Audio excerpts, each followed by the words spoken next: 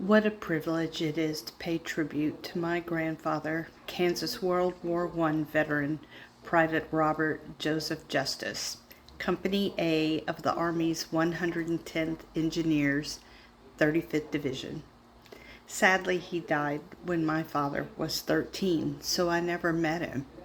Sounds like he was a man of few words and a deadpan sense of humor, much like my father. I have Granddad's medal from his service at the Meuse Argonne Offensive in France's Argonne Forest. That battle started late September 1918 and was the final big battle before Armistice Day, November 11th, 1918. Over the years, I heard a lot about my granddad's suffering and trauma in the trenches on the Western Front. Trench warfare was no joke. Rats, knee-deep water, cold, hunger, fear, deafening noise, poison gas. He saw his buddies blown to bits or suffer lethal gas poisoning. You may have heard of the Lost Battalion, but that was never part of our family story. Just a side note, the Lost Battalion is primarily about the 77th Division. They were out of New York. But the 35th Division was fighting alongside the 77th, I believe to the north. And the 35th and the 110th Engineers were part of that. They got drawn into that same pocket with the 77th that was surrounded by the Germans and held under siege for, I believe, 5 or 6 days. And a lot of men died during that time. To give you an idea of what engineers do, because I didn't know, was that they're the ones that go into no man's land, cut the barbed wire, they dig the trenches, they clear the roads, they cut down the trees, they lay tracks, create roads so troops and supplies can get to where they need to go. It's tough work. There is one story that they worked 39 hours straight under heavy fire to get the job done. This was not a glamorous job.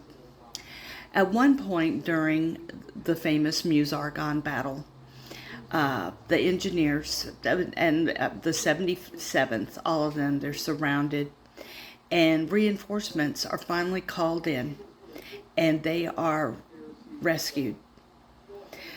When Granddad returned to Kansas,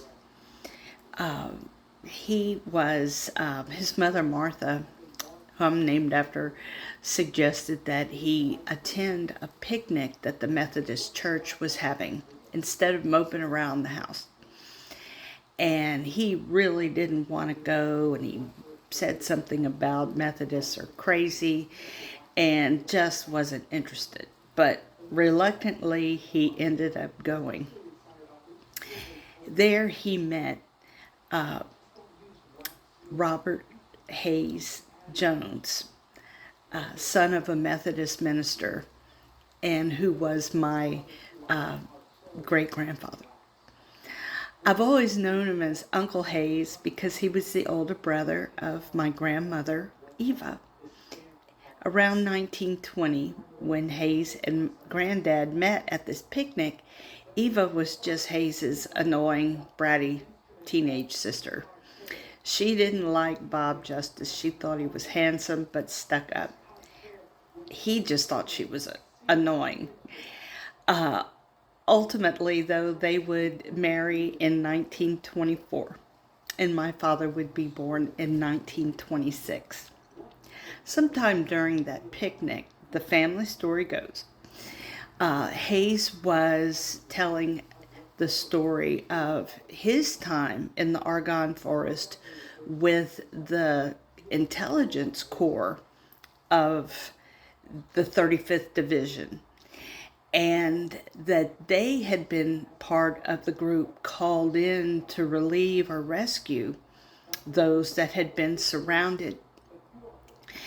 And apparently my grandfather stood there just not saying a word and listening. And when Hayes was done, my grandfather stepped up to him, extended his hand, and said, "Let me shake your hand again. You saved my life at the Argonne." After that, they were inseparable friends, and they ultimately, the two of them and two other army buddies, they decided to go up to Wyoming and claim some land under the Homestead Act. So the four of them split 320 acres. So they each had 80 acres. Part of the deal was this land had to be improved. Cattle had to be grazed, or buildings built, crops grown. And several years ago, I actually found this property in Wyoming, and I can see why that didn't work out. You can't graze cattle. There's not grass. It's just scrub brush. There's no trees at all. So there are no wood to build houses. And the soil is just very poor quality. So they lasted about a year. And these were tough guys. But they had to return after the winter. So anyway, once he got back from that, he went to the University of Kansas, became a civil engineer, married my grandmother Eva, and then they had my father a few years later. Granddad was hired as the engineer to oversee the building of the Topeka Avenue Bridge in Topeka over the Kansas River, and that was in 1938. Since then, it has been replaced by another bridge. Another note is just my grandfather's birthday is October 5th, 1898. And so when he turned 20 years old, it was October 5th, 1918. And he was in the middle of that siege. It boggles my mind, 20 years old. It just seems like a baby. And they were boys. And so many sacrificed, ultimately, their lives for our country. I do want to say there's no, I think it's appropriate that Armistice Day and Election Day are so close together, because Armistice Day reminds us of the sacrifice and suffering so many Americans have endured for our freedoms and the privilege to vote in our elections. And so I want to just encourage you, as an American, with that right and that privilege and that freedom, vote. I don't care what your politics are. Just vote. It is your right as an American. Thank you so much.